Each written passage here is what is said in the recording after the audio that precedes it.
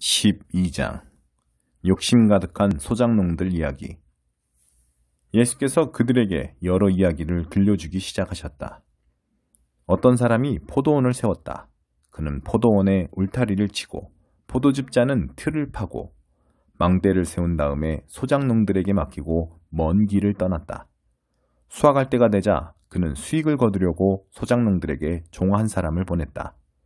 소작농들은 그를 잡아서 마구 때려 빈손으로 돌려보냈다. 주인이 다른 종을 보내자 그들은 그를 골탕 먹이고 모욕을 주었다. 주인이 또 다른 종을 보내자 그들은 그를 죽여버렸다. 주인은 계속해서 많은 종들을 보냈으나 소작농들은 그를 때리기도 하고 죽이기도 했다. 결국 한 사람밖에 남지 않았다. 사랑하는 아들이었다. 포도원 주인은 최후방책으로 아들을 보내며 저들이 내 아들만큼은 존중하겠지 하고 생각했다. 그러나 소작농들은 오히려 이것을 기회로 삼았다. 그들은 욕심이 가득하여 두 손을 비비며 말했다. 이자는 상속자다. 그를 죽이고 우리가 재산을 다 차지하자. 그들은 그 아들을 잡아 죽여서 울타리 밖으로 내던졌다. 너희 생각에는 포도원 주인이 어떻게 할 것 같으냐?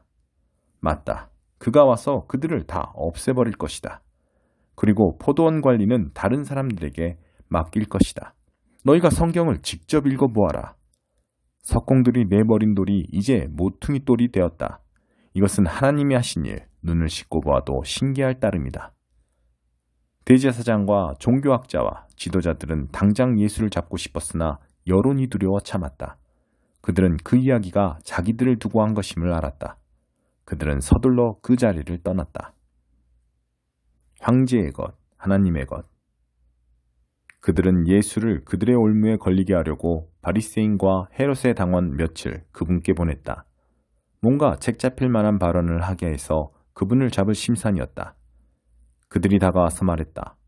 선생님, 우리가 알기로 당신은 진실하고 여론에 개의치 않으며 배우는 사람들의 비위를 맞추지 않고 하나님의 도를 정확히 가르치십니다. 그러니 우리한테 말해 주십시오. 황제에게 세금을 내는 것이 법에 맞습니까? 맞지 않습니까? 예수께서 그 질문이 계략임을 아시고 말씀하셨다.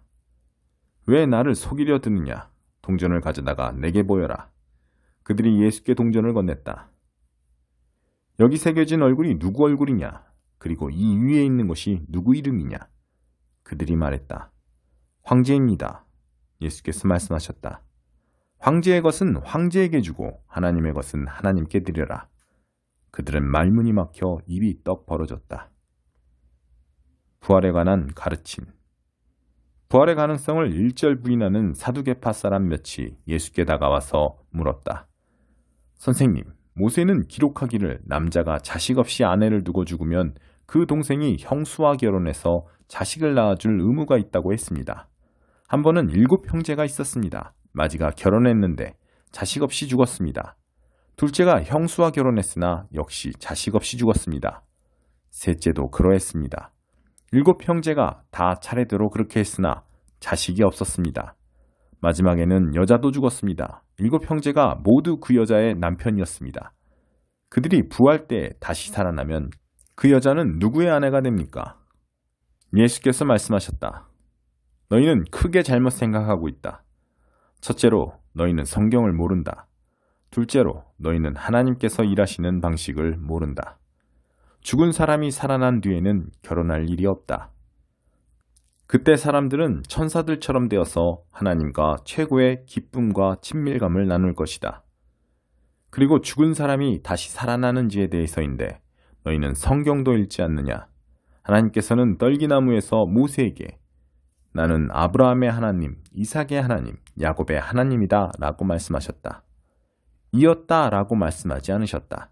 살아계신 하나님은 죽은 자의 하나님이 아니라 산 자의 하나님이시다. 너희가 몰라도 한참 모르고 있다. 가장 중요한 계명. 종교학자 한 사람이 다가왔다. 그는 질문과 대답이 열띠게 오가는 것을 듣고 또 예수께서 예리하게 답하시는 것을 보고 이렇게 질문했다. 모든 계명 가운데서 가장 중요한 계명이 무엇입니까? 예수께서 말씀하셨다. 가장 중요한 계명은 이것이다. 이스라엘아 들어라. 주 너의 하나님은 한 분이시니 내 열정과 간구와 지성과 힘을 다해 주 너의 하나님을 사랑하라. 둘째는 이것이다. 내 자신을 사랑하는 것 같이 다른 사람을 사랑하라. 이것에 견줄 만한 다른 계명은 없다. 종교학자가 말했다. 선생님, 훌륭한 답입니다. 하나님은 한 분이시고 다른 이가 없다는 말씀은 아주 명쾌하고 정확합니다. 그리고 열정과 지성과 힘을 다해 그분을 사랑하는 것과 자기 자신을 사랑하는 것 같이 다른 사람을 사랑하라는 것은 모든 재물과 희생을 다 합한 것보다도 낫습니다. 예수께서 그의 남다른 통찰력을 보고 말씀하셨다. 내가 하나님 나라 문턱에까지 와 있다. 그 후로는 아무도 그분께 묻는 사람이 없었다. 예수께서 성전에서 가르치시던 중에 물으셨다. 어째서 종교학자들은 메시아가 다윗의 자손이라고 하느냐? 우리가 다 아는 것처럼 다윗은 성령의 감동을 받아 이렇게 말했다. 하나님께서 내 주님께 말씀하셨다. 내가 내 원수들을 내 발 아래 둘 때까지 너는 여기 내 오른편에 앉아 있어라. 다윗이 여기서 메시아를 내 주님이라고 부르는데 메시아가 어떻게 다윗의 자손이 될 수 있느냐? 큰 무리가 즐거이 그 말씀을 들었다. 예수께서 계속 가르치셨다. 종교학자들을 조심하여라. 그들은 가운을 입고 다니며 사람들의 지켜 세우는 말에 우쭐하고 중요한 자리를 차지하면서 교회의 모든 행사에서 상석에 앉기를 좋아한다. 언제나 그들은 연약하고 무력한 사람들을 착취한다. 그들의 기도가 길어질수록 그들의 상태는 더 나빠진다. 마지막에 그들은 그 값을 치르게 될 것이다. 예수께서 헌금함 맞은편에 앉으셔서 사람들이 헌금함에 돈 넣는 것을 보고 계셨다. 많은 부자들이 큰 돈을 바치고 있었다. 그때 한 가난한 과부가 다가와서 작은 동전 2개를 넣었다. 겨우 동전 2개였다. 예수께서 제자들을 불러놓고 말씀하셨다. 과연 이 가난한 과부가 헌금함에 넣은 것이 다른 사람들이 넣은 것을 다 합한 것보다 크다. 다른 사람들은 아깝지 않을 만큼 헌금했지만 이 여자는 자기 형편보다 넘치도록 드렸다. 자신의 전부를 드린 것이다. 13장 사이비 종말론자들. 예수께서 성전을 떠나시는데 제자 가운데 한 사람이 말했다. 선생님, 저 석조물과 건물들을 보십시오. 예수께서 말씀하셨다. 네가 이 웅장한 건축물에 감동하느냐? 저 건물의 돌 하나하나가 결국 잔의 더미가 되고 말 것이다. 이후에 예수께서 성전이 한눈에 내려다 보이는 올리브산에 앉으셨을 때 베드로와 야고보와 요한과 안드레가 그분께 따로 다가와 물었다. 말씀해 주십시오. 그런 일이 언제 일어나겠습니까? 때가 막바지에 이를 때 우리에게 어떤 징조가 있겠습니까? 예수께서 입을 여셨다. 사이비 종말론자들을 조심하여라. 많은 지도자들이 정체를 숨기고 나타나서 내가 그다라고 주장할 것이다. 그들이 많은 사람들을 현혹할 것이다. 전쟁 소식을 듣거나 전쟁이 일어나리라는 소문을 듣거든 당황하지 말고 침착하여라. 그것은 역사에 늘 반복되는 일일 뿐 아직 종말의 징조는 아니다. 나라와 나라가 싸우고 통치자와 통치자가 싸우는 일이 계속될 것이다. 곳곳마다 지진이 있을 것이다. 기근도 있을 것이다. 그러나 이것은 앞으로 닥칠 일에 비하면 아무것도 아니다.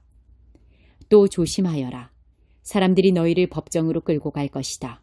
세상이 살벌해져서 내 이름을 전한다는 이유로 모두가 너희를 물고 뜯을 것이다. 너희는 진리의 파수병으로 그 자리에 있는 것이다. 메시지가 온 세상에 두루 전파되어야 한다. 그들이 너희를 배반하여 법정으로 데려가거든 너희는 무슨 말을 할지 염려하지 마라. 그때가 오거든 너희 심중에 있는 것을 말하여라. 성령께서 너희 안에서 너희를 통해 친히 증거하실 것이다. 형제가 형제를 죽이고 아버지가 자녀를 죽이고 자녀가 부모를 죽일 것이다. 나 때문에 너희를 미워할 사람이 누구인지 아무도 모른다. 그대로 견뎌라. 그것이 너희가 해야 할 일이다. 끝까지 견뎌라. 그러면 너희는 절대 후회하지 않을 것이고 결국 구원을 얻을 것이다. 큰 환난의 날. 그러나 거룩한 것을 더럽히는 괴물이 절대 있어서는 안 될 곳에 세워진 것을 보거든 얼른 달아나거라. 너희 읽을 수 있는 사람들은 내 말이 무슨 말인지 깨달아라. 그때 너희가 유대에 살고 있거든 산으로 달아나거라. 마당에서 일하고 있거든 무엇을 가지러 집으로 돌아가지 마라. 밭에 나가 있거든 겉옷을 가지러 돌아가지 마라. 특히 임신부와 젖먹이는 어머니들이 힘들 것이다. 이 일이 한겨울에 일어나지 않기를 바라고 기도하여라. 그때는 괴로운 날이 될 것이다. 하나님께서 세상을 지으신 때로부터 지금까지 이런 일이 없었고 앞으로도 다시는 없을 것이다. 하나님께서 이 환난의 날들을 갈 때까지 가게 두신다면 아무도 견딜 수 없을 것이다. 그러나 하나님의 택하신 백성, 그분께서 친히 택하신 이들을 위해 그분은 이미 손을 써놓으셨다. 그날과 그때는 아무도 모른다. 누가 너희를 막아서서 메시아가 여기 있다 소리치거나 저기 그분이 있다 가리켜도 속지 마라. 가짜 메시아와 거짓 설교자들이 곳곳에서 출현할 것이다. 그들은 대단한 이력과 현란한 업적으로 알만한 사람들의 눈까지 속일 것이다. 그러니 조심하여라. 내가 너희에게 충분히 경고했다. 그 괴로운 시간들이 지나면 해는 어두워지고 달은 흐려지고 별들은 하늘에서 떨어지고 우주의 세력들은 떨 것이다. 그때에야 사람들은 인자가 위엄 있게 오는 것을 볼 것이다. 인자가 오는 것이 온 하늘에 가득하여 보지 못할 사람이 아무도 없을 것이다. 인자가 천사들을 보내어 택하신 사람들을 이 끝에서 저 끝까지 사방에서 불러들일 것이다. 무화과 나무에서 교훈을 얻어라. 싹이 나서 초록빛이 살짝만 내비쳐도 너희는 여름이 가까이 다가온 줄 안다. 너희도 마찬가지다. 이 모든 일을 보거든 인자가 문 앞에 온 줄 알아라. 이것은 가볍게 여길 일이 아니다. 내가 지금 하는 말은 어느 훗날의 세대에게만 주는 말이 아니라 이 세대에게도 주는 말이다. 이 일들은 반드시 이루어진다. 하늘과 땅은 닳아 없어져도 내 말은 닳아 없어지지 않을 것이다. 그렇다면 정확한 날짜와 시간은 언제인가? 그것은 아무도 모른다. 하늘의 천사들도 모르고 아들인 나도 모른다. 오직 아버지만 아신다. 너희는 시간표를 모르니 각별히 조심하여라. 이것은 마치 어떤 사람이 집을 떠나 다른 지방으로 가면서 종들에게 고난을 주어 각각 임무를 맡기고 문지기에게 보초를 서라고 명하는 것과 같다. 그러니 깨어서 너희 자리를 지켜라. 집주인이 언제 돌아올지 저녁일지 한밤중일지 새벽일지 아침일지 너희는 모른다. 그가 예고 없이 나타날 때에 너희가 근무 중에 잠자는 일이 없게 하여라. 내가 너희에게 말하고 또 모든 사람에게 말한다. 너희 자리를 지켜라. 깨어 있어라.